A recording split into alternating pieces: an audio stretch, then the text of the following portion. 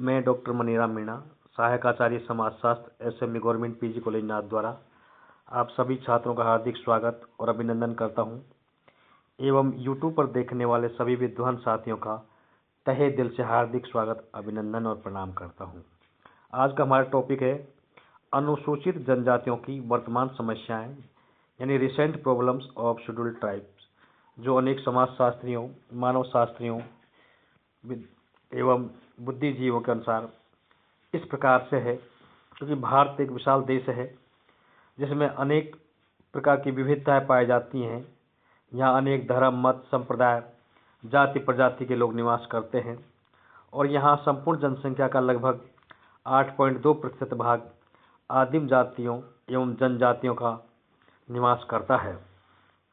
जनजातियों को आदिम समाज, आदिवासी, वन्य जाति, गिरिजन एवं पहाड़ी जाति एवं भारतीय संविधान में इन्हें अनुसूचित जनजाति के नाम से पुकारा जाता है।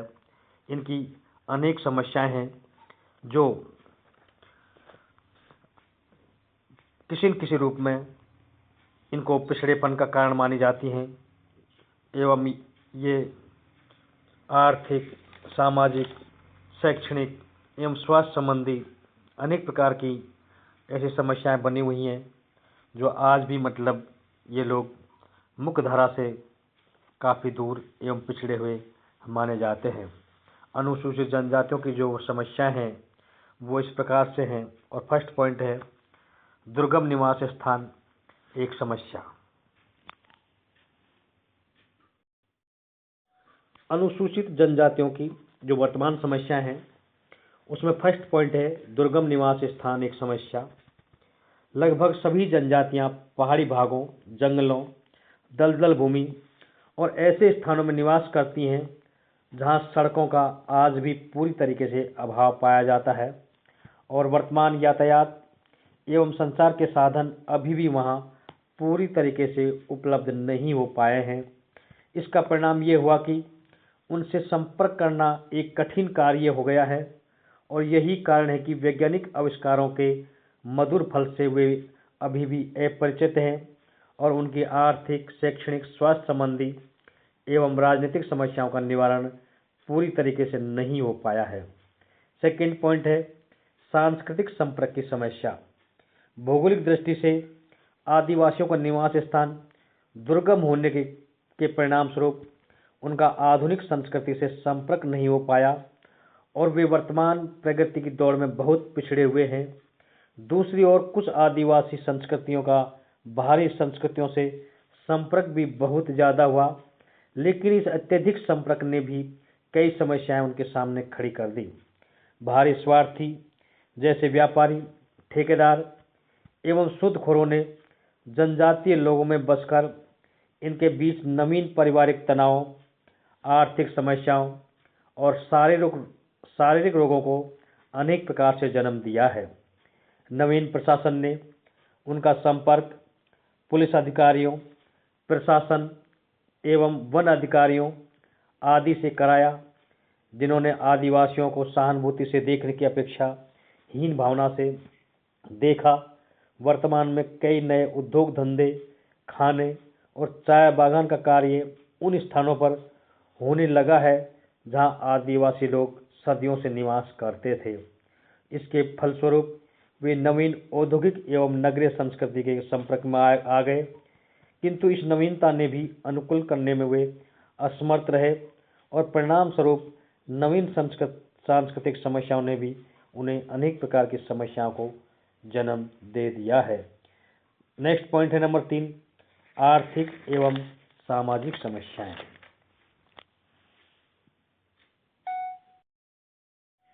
नेक्स्ट पॉइंट है नंबर 3, आर्थिक एवं सामाजिक समस्याएं, economic problem and social problems.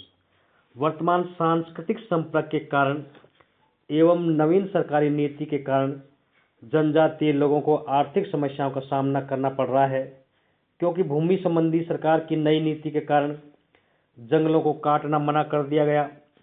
अनेक क्षेत्रों में शिकार करने व शराब बनाने पर भी नियंत्रण लगा दिया गया, जिसके कारण आदिवासियों को जीवन यापन के परंपरागत तरीकों के स्थान पर नवीन तरीके अपनाने पड़ रहे हैं उन्हें जंगलों से लकड़ी काटने, स्थानांतरित खेती करने एवं अन्य वस्तुओं को प्राप्त करने की मनाही कर दी गई है और वे बाध्य होकर अपने मूल निवास को त्याग कर चाय बागानों, खानों और फैक्ट्रियों में कार्य करने चले गए। अब वे भूमिहीन कृषि श्रमिकों एवं औद्योगिक श्रमिकों के रूप में कार्य कर रहे हैं और कार्य करने लगे हैं। इन लोगों की मजबूरी का लाभ उठाकर ठेकेदार एवं उद्योगपति इनसे कम मजदूरी पर अधिक काम करवाते हैं और इन लोगों के निवास और कार्य करने की दशाएं भी शोचनीय है। इस प्रकार से इनका आर्थिक शोषण किया जा रहा है। पिछले एवं पहले इन लोगों की अर्थव्यवस्था में वस्तु विनिमय प्रचलित था, अब वे मुद्रा अर्थव्यवस्था से परिचित हुए हैं। इसका लाभ व्यापारियों, मादक वस्तुओं के विक्रेताओं और सूदखोरों ने लाभ उठाया और भोले आदिवासियों को खूब पूरी तरीके से ठगा और उनका शोषण किया। वे ऋणग्रस्त हो गए और अपनी कृषि भूमि को साहूकारों के हाथों या तो बेच दी या गिरवी रख दी और वे बिल्कुल निर्धन एवं ऋणी बनते चले गए। नेक्स्ट, सामाजिक समस्या भी इनकी अनेक प्रकार से सामने आती हैं। तो नगरीय और सब समाजों के संपर्क के कारण आदिवासियों में कई सामाजिक समस्याएं ने जन्म ले लिया। पहले इन लोगों में विवाह युवावस्था में होता था, किंतु बाल विवाह होने लगे, जो हिंदुओं के संपर्क का परिणाम माना जाता है। मुद्रा अर्थव्यवस्था के प्रवेश के कारण इनमें कन्या मूल्य भी लिया जाने लगा। सब समाज के लोग जनजातियों में प्रचलित युवा घरों को हीन दृष्टि से देखते थे। युवा गृह आदिवासियों में मनोरंजन, सामाजिक प्रशिक्षण, आर्थिक हितों की पूर्ति का साधन एवं शिक्षा का केंद्र था, किंतु अब यह संस्था समाप्त हो गई है, जिसके फलस्वरूप भी अनेक प्रकार के हानिकारक प्रभाव देखने को मिलते हैं।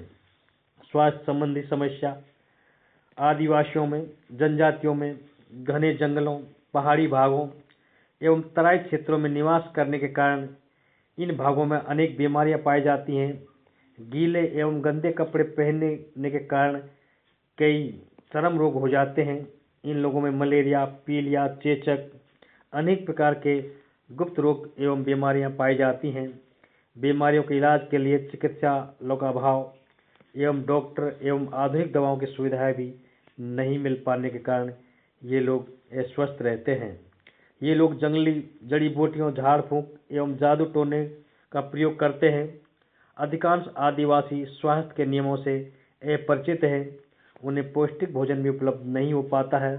वे लोग अनेक प्रकार की महुआ, चावल आदि की शराब का प्रयोग करते रहे हैं और वर्तमान में वे अंग्रेजी शराब का प्रयोग भी करने लगे हैं, जो बहुत अधिक हानिकारक मानी जाती है। शिक्षा की तरह से भी जनजातियों में शिक्षा का जो अभाव है, शिक्षा में वो बहुत पिछड़े हुए हैं। वे अज्ञानता के अंधकार में आज भी पल रहे हैं। सन 1991 की जनगणना के अनुसार अनुसूचित जनजातियों की अखिल भारतीय साक्षरता दर 29.60% थी, जबकि राष्ट्रीय साक्षरता का औसत 52.21% था। कम शिक्षा के कारण ही जनजातीय लोग अनेक अंधविश्वासों, कुरीतियों एवं कुसंस्कारों से घिरे हुए हैं। आदिवासी लोग वर्तमान शिक्षा के प्रति उदासीन हैं, क्योंकि ये शिक्षा उनके लिए अनुत्पादक जैसी मानी जाती है। जो लोग आधुनिक शिक्षा ग्रहण कर लेते हैं, वे अपनी जनजातीय संस्कृति से दूर हो जाते हैं और अपनी मूल संस्कृति को घृणा की दृष्टि से देखते हैं। आज की शिक्षा जीवन निर्वाह का निश्चित साधन प्रदान नहीं करती है, अतः शिक्षित व्यक्तियों को बेकारी का सामना करना पड़ता है। नेक्स्ट पॉइंट है राजनीतिक चेतना की समस्या। स्वतंत्रता प्राप्ति के बाद संविधान के द्वारा देश के सभी नागरिकों को प्रजातांत्रिक अधिकार प्रदान कर उन्हें शासन में हिस्सेदार बना दिया गया। आज पंचायत से लेकर संसद तक के प्रतिनिधि आम जनता द्वारा चुने जाते हैं। प्रजातंत्र में राजनीतिक दल महत्वपूर्ण भूमिका निभाते हैं। जनजातियों की परंपरागत राजनीतिक व्यवस्था अपने ही ढंग से की थी, जिसमें अधिकांश वंशानुगत मुखिया ही प्रशासन संबंधी कार्य करते थे। उनकी संपूर्ण राजनीतिक व्यवस्था प्रदत्त अधिकारों एवं नातेदारी का विशेष महत्व था, किंतु आज वे नवीन राजनीतिक व्यवस्था से परिचित पूरी तरीके से नहीं हो पाए हैं और उन्हें अनेक प्रकार की सामाजिक आर्थिक समस्याओं का सामना करना पड़ता है और वे यदि चुनाव में जीत भी जाते हैं तो उनको किसी प्रकार का कोई मंत्री पद मिलना आसान कार्य नहीं है। नेक्स्ट पॉइंट है सबसे कमजोर कड़ी का पता लगाना। जनजातीय लोग गरीब एवं ऋणी पाए जाते हैं क्योंकि उनकी सबसे बड़ी ये समस्या है कि जनजाति समाज आज भी गरीब है, निर्धन है, ऋण में जन्म लेता है और ऋण में ही मर जाता है।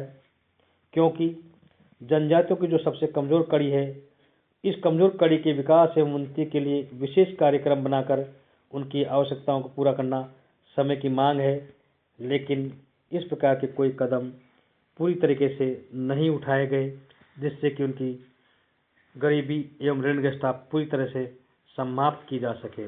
नेक्स्ट पॉइंट है एकीकरण की समस्या।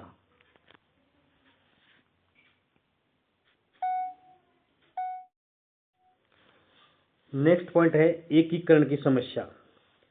भारतीय जनजातियों में अर्थव्यवस्था, समाज व्यवस्था, संस्कृति, धर्म एवं राजनीतिक व्यवस्था के आधार पर अनेक प्रकार की भिन्नताएं पाई जाती हैं और वे देश के अन्य लोगों से पृथक मानी जाती हैं या पृथक लगती हैं। जनजातियां अपने को अन्य लोगों से पृथक न समझकर देश की मुख्य जीवन धारा से जोड़ें, तभी हम गरीबी, शोषण, अज्ञानता, अशिक्षा, बीमारी, बेकारी और हिंसा एवं स्वास्थ्य समस्याओं से निपट सकते हैं। नेक्स्ट पॉइंट है सीमा प्रांत जनजातियों की समस्याएं। उत्तर पूर्वी सीमा प्रांतों में निवास करने वाली जनजातियों की समस्याएं देश के विभिन्न भागों की समस्याओं से कुछ भिन्न हैं या कुछ अलग हटकर देखने को मिलती हैं।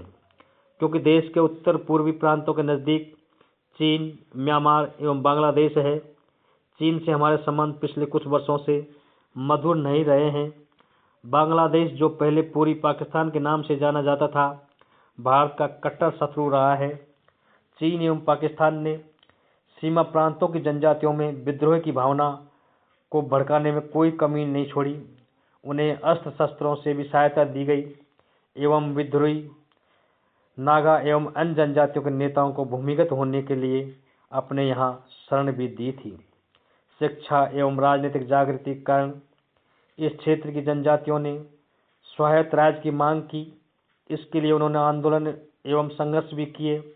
आज सबसे बड़ी समस्या सीमावर्ती क्षेत्रों में निवास करने वाली जनजातियों की प्रमुख समस्या स्वायत्तता की मांग से निपटना प्रमुख समस्या सामने आ रही है। इस प्रकार हम देखते हैं कि भारतीय आदिवासी समाज, जनजाति समाज विभिन्न सामाजिक, आर्थिक, शारीरिक एवं सांस्कृतिक समस्याओं से पीड़ित है। प्रजातंत्र की सफलता उसी समय से है जब बहुसंख्यकों के साथ साथ अल्पसंख्यकों की समस्याओं का भी निराकरण किया जाए। राष्ट्रीय प्रगति की दिशा में अब तक इन लोगों का साथ लेकर चलेंगे तो हमारी राष्ट्रीय प्रगति की योजनाएं भी पूरी हो सकती हैं तथा जनजातियों की अनेक प्रकार की जो समस्याएं हैं, आर्थिक, सामाजिक, स्वास्थ्य संबंधी, राजनीतिक, शैक्षणिक जो समस्या हैं, उनका भी समाधान यदि करेंगे या उनका समाधान पूरी तरीके से किया जाए, इस प्रकार के कोई उपाय हों तो देश की प्रगति में भी एक बहुत बड़ा योगदान हो सकता है। हम आपको अगले वीडियो व्याख्यान में जनजातीय कल्याण कार्यक्रम एवं संवैधानिक प्रावधानों के बारे में बताने का प्रयास करेंगे। धन्यवाद। थैंक्स।